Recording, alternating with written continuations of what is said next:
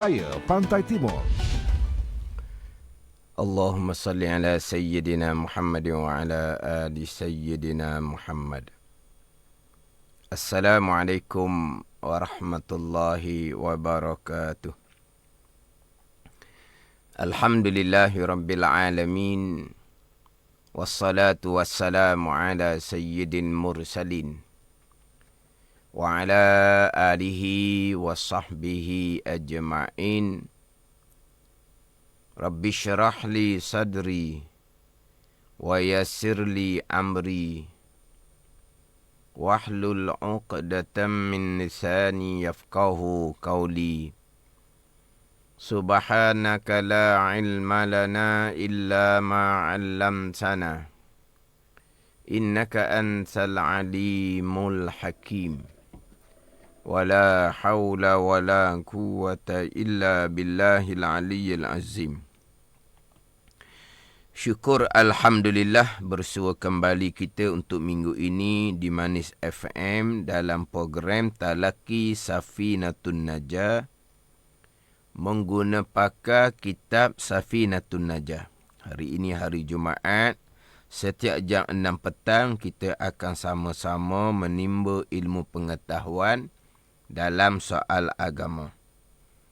Kita juga sekarang ini bersiaran langsung di Facebook Manis FM dan anda semua boleh kongsikan live tersebut bersama yang lain dan anda juga boleh mengemukakan persoalan yang berkaitan dengan tajuk pembicaraan melalui Facebook Manis FM. Dan anda juga boleh dengar melalui MyTV saluran 726 dan secara online di aplikasi Sweet Plus. Semoga segala ilmu yang saya kongsikan dapat kita sama-sama amalkan. Jadi insya-Allah untuk minggu ini akan menyambung kembali pembicaraan berkaitan dengan ta'rif niat. Jadi dalam kitab Safinatun Najah ni, selepas daripada selesai membicarakan enam fardu wuduk. Fardu wuduk yang pertama niat, yang kedua membasuh muka, yang ketiga membasuh tangan serta 2 siku, yang keempat menyapu kepala, yang kelima membasuh kaki serta 2 buku lali, yang keenam tertib. Selepas bicara ke-6 fardu wuduk, dibicarakan tajuk berkaitan dengan niat tu pula.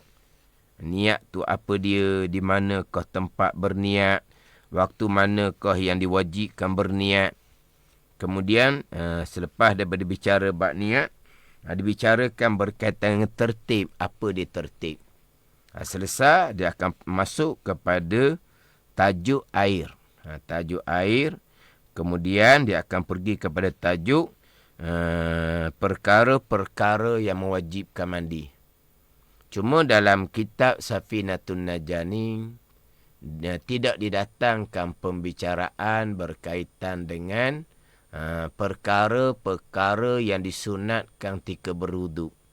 Jadi cadangan sayanya selepas selesai pembicaraan berkaitan dengan apakah dia niat, pembicaraan tertib. Jadi sebelum masuk kepada pembicaraan berkaitan dengan air, terlebih dahulu saya nak pergi kepada pembicaraan berkaitan dengan perkara-perkara yang disunatkan ketika berwuduk, yang tidak didatangkan dalam kitab Safinatun Najah ni. Sebab perkara yang sunat ketika berwuduk pun nak kena titik berat juga untuk dapat kesempurnaan ketika berwuduk. Jadi terdahulunya sudah masuklah pembicaraan berkaitan dengan niat ni. Jadi saya akan sambung lagi pembicaraan berkaitan dengan niat. Kalau sidang pendengar menggunakan kitab Safinatun Najah hok Jawi, dia ada Safinatun Najah terjemahan Jawi. Dia ada Safinatun Najah terjemahan hok Rumi. Kitab Safinatun Najah ni kitab Arab. Cuma dia ada terjemahan Jawi, dia ada terjemahan Rumi. Jadi yang saya nyatakan muka surat ni adalah kitab Safinatun Najah terjemahan Jawi. Kalau Safinatun Najah terjemahan Jawi, muka surat 4, baris yang ketiga daripada atas. Qala al-muallifu rahimahullahu ta'ala wa nafa'ana bi'ulumihi amin. Mahalluhal qalbu wat talaffuzu biha sunnatun wa waqtuha inda ghasli awwali juz'im minal wajhi. Terjemahan di bawah, bermula tempat niat itu di hati. Tempat niat adalah di hati. Dan bermula melafazkan dengan niat itu sunat. Tempat niat di hati. Kemudian sebelum berniat, dilafazkan niat terlebih dahulu. Kalau contohnya niat wudu, contohnya lah nawaitul wudu'a, nawaitu fardal wudu'i, nawaitu rafa'al hadasi. Itu lafaz niat. Kalau sembahyang kok, usolli fardal asri, itu dipanggil berlafaz niat. Berlafaz niat hukumnya adalah sunat. Tempat bagi niat adalah di hati. Itu ijma' ulama'. Ijma' ulama', tempat niat adalah pada hati. Kemudian yang terdahulunya, apa dia niat? Apa makna niat? Niat ni mengkosakkan, mensahajakan sesuatu perkara, mensahajakan sesuatu perkara, hal keadaan menyertai dengan buat. Jadi maknanya, kalau niat wudu adalah ketika permulaan fardu wudu, iaitu membasuh muka. Kemudian niat sembahyang, saya campur dengan niat sembahyang, permulaannya adalah takbir. Maka berniatnya adalah disertakan ketika takbiratul ihram. Jadi niat ni dia kena kosakkan sesuatu amalan, kosak wudu, kosak sembahyang. Kosak tu bila hal keadaan berserta dengan perbuat. Mana permulaan fardu wudu adalah basuh muka. Maka berniat adalah ketika membasuh muka. Permulaan salat adalah takbiratul ihram. Maka berniat adalah ketika takbiratul ihram. Itu makna bagi niat. Kemudian niat-niat ni. Kemudian terdahulu saya sudah bicara. Yang mana niat ni wajib disertakan di permulaan adalah pandangan dalam mazhab Syafi'i kita. Adapun jumhur kebanyakan mazhab-mazhab yang lain, mereka tidak menghukumkan niat tu mesti di permulaan. Diharuskan berniat sebelum daripada berwudu, sebelum daripada takbiratul ihram. Cuma mazhab-mazhab yang lain berniat di permulaan wudu, di permulaan sembahyang, hukum adalah sunat. Sebagaimana saya sebutlah terdahulu, kita belajar fiqh ni, yang mazhab Syafi'i kita tahu dah. Niat ketika membasuh muka. Niat ketika membasuh muka ketika berwudu. Niat ketika takbiratul ihram dalam solat. Kita maklum dah. Adakah semua pandangan mazhab seumpama tu? Tidak. Pandangan mazhab-mazhab yang lain hanya sunat sahaja Letakkan niat di permulaan, dibenarkan niat sebelum daripada berwuduk, sebelum daripada takbiratul ihram. Kemudian, terkadang kita bermadzhab Syafi'i. Kita bermadzhab Syafi'i, kita diuji dengan kesukaran untuk berniat ketika membasuh muka wuduk. Kita diuji dengan kesukaran untuk berniat ketika takbiratul ihram. Mazhab Syafi'i sendiri bagi orang yang kesukaran seumpama ni dibenarkan berniat terlebih dahulu. Dibenarkan berniat terlebih dahulu bagi mereka yang dalam keadaan kesukaran, kepayahan untuk dapat niat ketika membasuh muka wuduk, untuk berniat ketika takbiratul ihram. Jadi pandangan mazhab Syafi'i sendiri pun bagi yang kesukaran seumpama ni dibenarkan berniat sebelum daripada membasuh muka wuduk, sebelum daripada takbiratul ihram solat. Jadi hak berkaitan dengan keadaan-keadaan yang tak sama dengan orang ramai lah ni, kena tahu juga. Tapi kalau mazhab-mazhab yang lain, walaupun mudah dapat niat, mereka tidak mewajibkan sertakan di permulaan. Ini sebagai ilmu penambahan lah.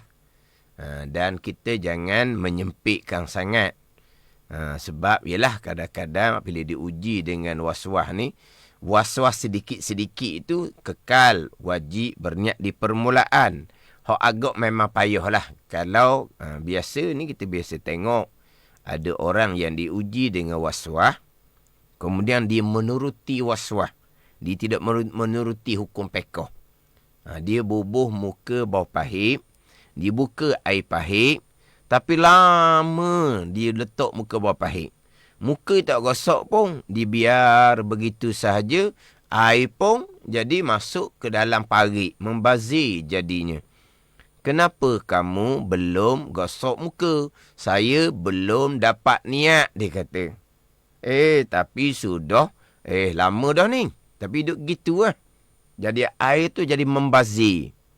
Sidang pendengar, kalau membazir seumpama tu, kena ingat baik, kalau air sendiri di rumah, hukumnya makruh.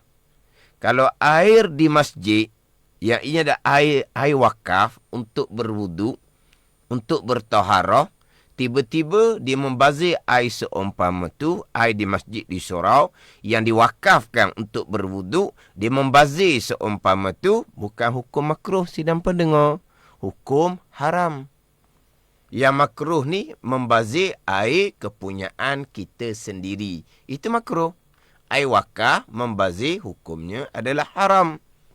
Jadi kenapa berlaku seumpama tu? Itu tidak memahami pengajian fiqh dalam mazhab Syafi'i sendiri. Kalau keadaan yang seumpama tu, maka berniat sebelum daripada membasuh muka. Ini satu kelonggaran bagi orang yang kesempitan. Di fiqh ni, iza daqat tas'a, ni fiqh. Iza daqat tas'a, bila sempit dia menjadi luah. Bila sempit, dia menjadi luah. Sempit, sukar dia untuk berniat ketika membasuh muka wuduk tadi. Luah, niatlah sebelum daripada membasuh muka, dapat je niat, kemudian barulah basuh muka. Ni kena faham molek ni sidang pendengar. Dia kalau berlaku seumpama itu, dia duduk membazir air seumpama itu, kena faham itu bukan beramal dengan fiqh mazhab Syafi'i. Sama juga dengan takbir solat. Saya sekalikanlah sebab ini bicara niat. Sama dengan takbir solat. Dalam mazhab Syafi'i wajib berniat qasa, ta'arrud, ta'ayyun, solat fardu adalah ketika takbiratul ihram.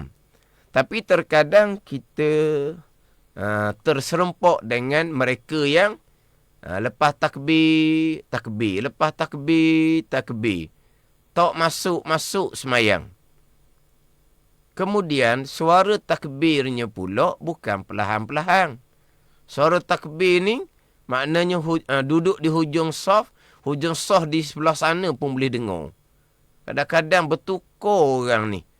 Takbiratul ihram makmum yang berulang kali takbir tadi dengan takbir berpindah rukun oleh tu imam. Dia ganggu pula orang solat dengan takbir yang kuat. Takbir berulang kali. Adakah dia beramal dengan fiqh mazhab Syafi'i? Tidak. Itu bukan beramal dengan fiqh mazhab Syafi'i. Jangan kita buat salah, kita pergi letak kepada fiqh mazhab Syafi'i. Tidak. Fiqh mazhab Syafi'i, kalau orang yang diuji dengan kesukaran untuk dapat niat, dibenarkan niat dahulu sedikit sebelum takbiratul ihram. Sebelum takbiratul ihram. Faham tak ni? Dibenarkan. Dibenarkan. Bagi orang yang kesukaran untuk mendapat niat. Dibenarkan. Takbir dahulu sedikit sebelum daripada niat dahulu sebelum daripada takbiratul ihram. Ini mazhab Syafi'i cerita ni. Cerita ni mazhab Syafi'i. Dibenarkan berniat dahulu sedikit sebelum daripada takbiratul ihram bagi orang yang kesukaran untuk dapat niat. Ni kena faham molek di sini. Niat dahulu, kemudian barulah takbiratul ihram. Ini mazhab Syafi'i bagi mereka yang kesukaran untuk sertakan niat di dalam takbiratul ihram. Itu hak bicara berkaitan dengan niat dalam mazhab Syafi'i wajib disertakan dengan perbuat satu-satu amalan yang kita berniat. Kemudian tempat ni di hati. Itu ijma' ulama'.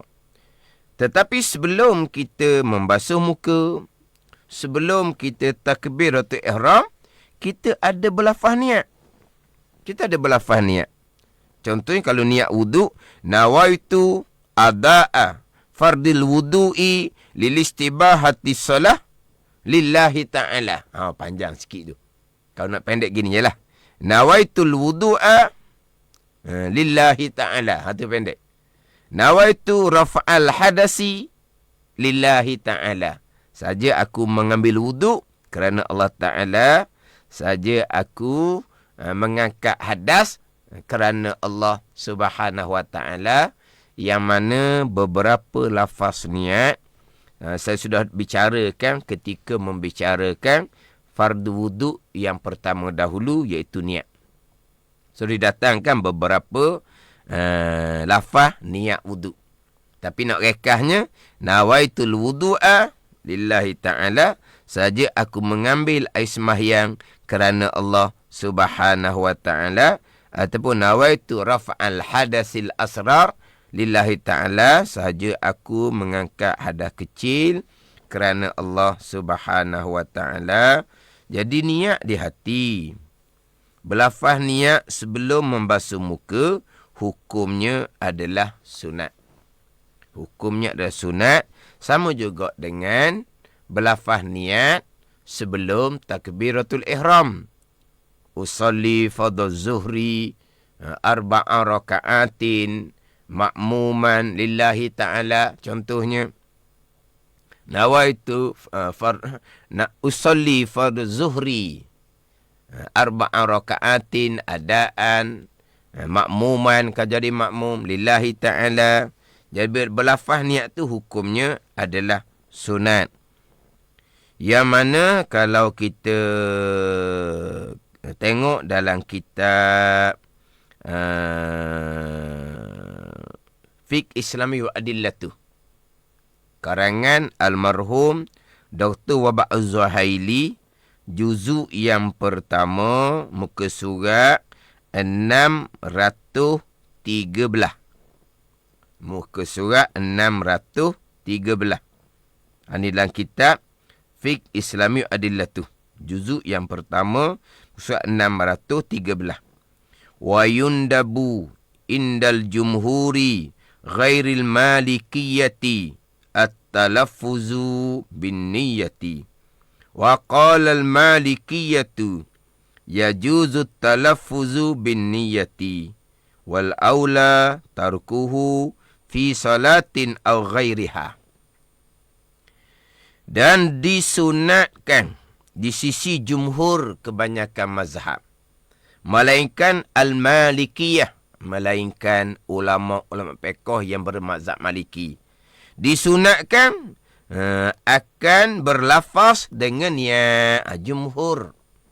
Di kalangan ulama-ulama bermazhab Hanafi, di kalangan ulama-ulama yang bermazhab Syafi'iyah, dan juga Hanabilah, di kalangan ulama-ulama bermazhab Hambali, berlafaz niat hukumnya adalah sunat. Yang tidak sunatnya di sisi pandangan ulama-ulama fiqh yang bermazhab Maliki dan berkata Al-Malikiyah, ulama-ulama mazhab Maliki harus, tidak sunat, harus oleh berlafaz dengan niat, dan aula meninggalkan berlafaz. Comel jangan duk berlafaz lah. Sama ada pada semayang ataupun lainnya, melainkan bagi orang waswah dalam mazhab Maliki sunat berlafaz niat juga. Dia sidang pendengar, pandangan ulama sunat berlafaz niat ini bukan pandangan imam-imam mazhab. Bukan pandangan imam-imam mazhab. Bukan pandangan Imam Syafi'i. Pandangan Asy-Syafi'iyah. Ulama fiqh yang bermazhab Syafi'i, yang mana pandangan-pandangan yang mengatakan berlafaz dengan niat ni hukumnya sunat, ada kalangan ulama-ulama mutaakhirun, ulama-ulama yang kemudian. Faham tak ni?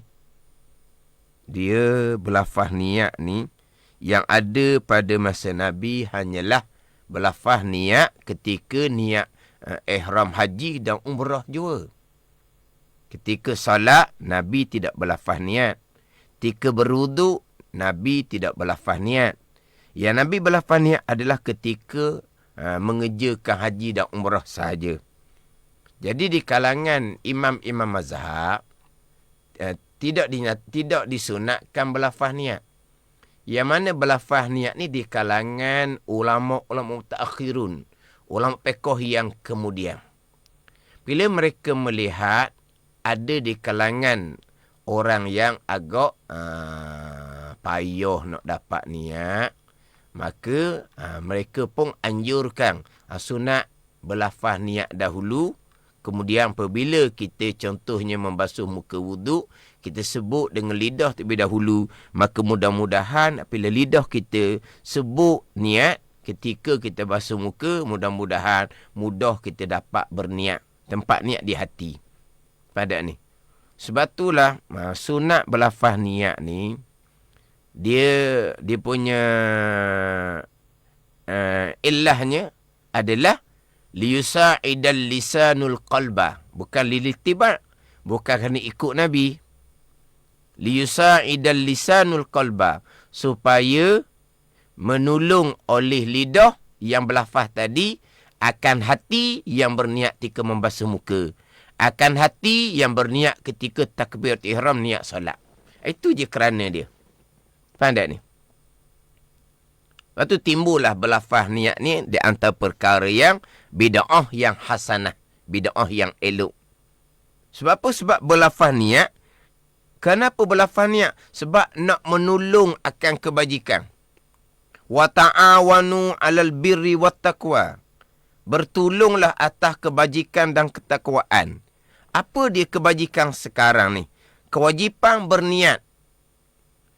Tiba-tiba nak berniat ni payah. Diuji ni jadi payah. Maka bertolong dengan berlafaz dahulu. Sebut dengan lidah. Sebut dengan lidah dahulu sebelum basuh muka. Berwuduk. Sebut dengan lidah dahulu sebelum takbir ketika solat. Mudah-mudahan ketika basuh muka tu mudah dapat niat dalam hati. Mudah-mudahan ketika takbir solat mudah dapat yang hati. Itu sahaja. Faham tak ni? Maka dalam kitab kita ni sunat berlafaz niat. Tetapi bagi seseorang yang tak ambuh berlafaz niat, okeylah, jalanlah. Dia mudah dapat niat. Alhamdulillah. Maka dia pun tak ambuh berlafaz niat. Sebab tidak perlu kepada lafaz niat untuk menolong hati, sebab hati dia mudah dapat niat. Tak payah berlafaz. Jadi berlafaz niat ni adalah supaya kita mudah dapat niat ketika kita basuh muka contohnya. Faham tak ni? Ni maknanya dalam bab berlafaz niat ni jangan duduk nak sekarang ni orang nak berkelahi benda-benda yang khilafiyah. Jadi sebagai dalam kitab Fiqh Islam Wadillah tu, sunat berlafaz niat di sisi kebanyakan ulama-ulama, tapi yang di kalangan ulama mutaakhir lah. Tak apalah. Ada pandangan ulama mengatakan sunat. Pandangan ulama bermazhab Maliki tak sunat. Hanya harus saja berlafaz niat. Tapi tidak makruh. Harus. Cuma aula jangan berlafaz lah. Itu mazhab Maliki. Sebab tu kita kalau kita melihat orang yang berlafaz niat, kita jangan nak pandang berlafaz niat dah puak ni. Puak lama lah ni, puak orang tua ni. Kita puak muda, puak baru, tak ada berlafaz niat. Faham tak ni? Dia diuji dengan payah nak dapat niat ni kepada mereka yang ada nilai amal ibadah dia. Yang dicemburui, yang didengki, yang dimusuhi oleh syaitan. Hak ni yang dicuba. Supaya ketika nak beriak tu payah. Yang mana kadang-kadang kita yang awak sedap. Bukan bermakna kita mudah dapat niat tu amalan kita tak bernilai, bukan. Yang mana banyak berlaku ujian sekarang untuk dapat ni orang-orang yang bernilai amal ibadah dia, orang yang penting amal ibadah. Kalau orang-orang yang nak buat amal ibadah dipandang sini kepada orang lain, nak semayang ni berwuduk mungkin kita tak nampak sebab masing-masing. Solat kita nampak. Sebelum ditakbir, usolli fardhu zuhri. Dia ni. Mari di hati kita. Apa ni? Pasien orang tua ni. Adakah kita nak menghadap Allah Subhanahu wa ta'ala? Di hati kita ada lintasan seumpama tu. Comel ke kita kalau hati kita seumpama tu? Jadi, nilai diri sendirilah. Nilai diri sendiri. Cuma kalau ada orang yang tambah berlafaz niat, okeylah. Faham tak ni? Okey, tak payah berlafaz niat. Faham tak ni? Benda khilafiyah. Tapi dalam kitab Fiqh Islam Wadillah tu tadi boleh tengoklah. Juzuk yang pertama surat 613. Disunatkan di sisi jumhur. Kebanyakan ulama-ulama. Bukan pandangan imam-imam ni. Di kalangan ulama-ulama kemudian sunat berlafaz niat supaya mudah untuk dapat niat ketika kita membasuh muka wuduk. Sebab tempat niat di dalam hati, di permulaan ketika membasuh muka. Dan dapat menolong mudah dapat niat ketika takbiratul ihram. Sebab permulaan solat dah ketika takbir. Ada ni. Tapi itulah saya pun tak ada masalah tu. Atas masing-masing. Atas masing-masing. Cuma kadang-kadang hak jenis tu imam yang tak berlafaz niat ni, terkadang tu imam yang tidak, kalau kita pergi bab semayang, kita ni bicara bab wuduk. Kalau pergi pada bab semayang, tu imam yang tidak berlafaz niat, kemudian tu imam yang tidak membaca doa selepas daripada iqamah. Jadi kita makmum ni baca doa dahulu selepas iqamah. Kemudian nak berlafaz niat. Bukan kata makmum nak berlafaz niat. Makmum sedang-sedang angkat tangan, belum selesai membaca doa selepas iqamah, tu imam takbiratul ihram dah. Hak baru-baru sekarang ni. Dia tak ra'i langsung. Dia tengok dah, dia tidak berdoa selepas iqamah. Yang mana doa yang sepakat ulama adalah selepas azan. Selepas azan, sunat berdoa. Doa wasilah kepada Nabi SAW. Doa lepas azan yang kita masyhur tu lah. Hak tu sepakat ulama. Sunat berdoa selepas azan. Selepas iqamah, ulama sudah berbeza pandangan. Tapi pandangan dalam mazhab Syafi'i kita adalah disunatkan juga berdoa selepas dia ada iqamah, selepas ada qamat, sama doa selepas azan. Tapi ada pandangan ulama tidak lagi disunatkan membaca doa selepas iqamah. Yang hanya disunatkan membaca doa selepas azan sahaja. Jadi bila makmum ni berdoa belaka, tak imam pun Allahu Akbar. Ni apa ni? Tak ra'i langsung. Dia pakai hak dia je. Ra'i lah. Tempat kita bermadzhab Syafi'i dan kebanyakan orang kita ni akan berdoa selepas iqamah. Jadi kita tu imam. Kalau kita duduk belakang, kita tak mahu berdoa selepas iqamah tu kita hak kita. Bila kita menjadi imam ni, kita akan membabitkan kedudukan makmum. Ini kena faham molek lah imam-imam.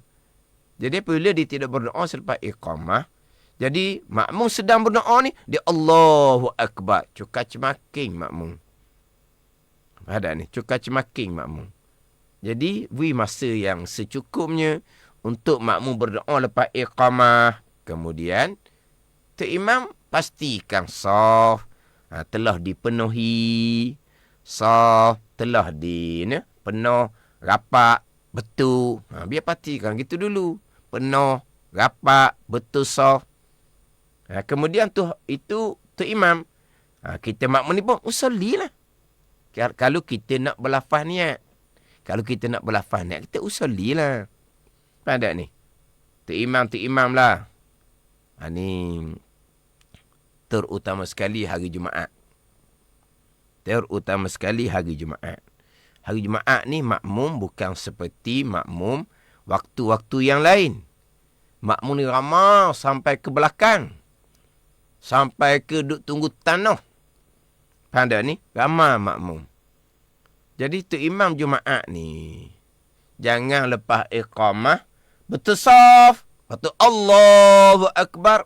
Makmum belakang. Apa? Cukang cemaking. Makmum belakang. Cukang cemaking. Ada ni. Sebab apa makmum belakang? Bukan kata nak merapatkan saf, nak membetulkan saf. Makmum belakang baru nak memenuhkan saf. Baru nak memenuhkan saf. Nak memenuhkan saf. Kemudian nak merapatkan saf. Kemudian nak membetulkan saf. Bukan nak merapatkan saf. Bukan nak membetulkan saf. Makmum belakang baru nak memenuhkan saf. Takbiratul ihram dah. Itu imamnya. Lepas tu terkadang makmum pun takbiratul ihram. Akhirnya, kemudiannya macam mana? Bukan saf tidak dirapatkan. Bukan saf tidak dibetulkan. Bahkan saf tidak dipenuhi. Banyak tempat kosong di tengah-tengah saf. Berpunca daripada imam, tak peduli makmum. Jiwat makmum ni macam makmum sembahyang fardu zuhur, makmum tak ramai. Ni makmum sembahyang fardu Jumaat, makmum ramai. Luar ramai, tanah baru naik. Kena kira-kira lah. Ada ni. Maknanya tu imam ni, penuhkan saf, masuk ke dalam, penuhkan saf. Penuh saf, rapatkan saf. Rapat comedah, betulkan saf. Okey, relax dah. Tenang dah. Taulah, tu imam pun takbir tu ihram. Nak berlafaz niat, tak mau berlafaz niat, atas tu imam lah. Tapi nak ceritanya, jangan cepat sangat. Ini bukan persoalan makmum nak berlafaz niat. Makmum nak memenuhkan saf pun tak sempat. Ini betul ni. Pihak masjid boleh tanya orang belakang-belakang. Tu imam dia tak tahu orang belakang. Tok Bila dia tak pernah duduk belakang. Hari Jumaat dia duduk depan semua. Orang-orang berkenaan masjid, pengusi masjid ke apa ke, mereka kebanyakannya duduk depan, dia duduk belakang. Tanya kau makmum belakang tu, ketika tu imam takbiratul ihram, makmum belakang macam mana? Sudah dapat memenuhkan saf ataupun belum? Dalam sembahyang Jumaat di belakang tu, berlaku tak saf tidak dipenuhi, ada ruang-ruang kosong, tanya molek. Tanya molek hak makmum belakang tu. Keadaan dia macam mana? Dah makmum ni, dia baru berpusu-pusu nak masuk masjid. Tu imam takbiratul ihram dah. Ni kita nak bicara ni, biruang makmum doa selepas iqamah. Biruang makmum nak berlafaz niat. Kalau ada makmum tak mau berlafaz niat, ada tu imam tak mau berlafaz niat, jalanlah. Itu benda khilafiyah. Disunatkan berlafaz niat ni di kalangan ulama-ulama yang kemudian. Sebab bila pandang kepada diuji dengan payah untuk dapat niat, maka berlafazlah dulu. Gitu je lah. Lepas tu jangan persoal lah pula. Berlafaz niat untuk menolong supaya hati mudah dapat niat ketika membasuh muka wuduk, ketika takbir orang solat. Persoalan timbulnya pula, yang kita berniat wuduk ketika membasuh muka, yang kita berniat sembahyang ketika beriktikram, kita berniat wuduk, kita berniat sembahyang dengan bahasa Melayu ke berniat dengan bahasa Arab. Kita berniat dengan bahasa Melayu, tetapi kita berlafaz niat dengan bahasa Arab.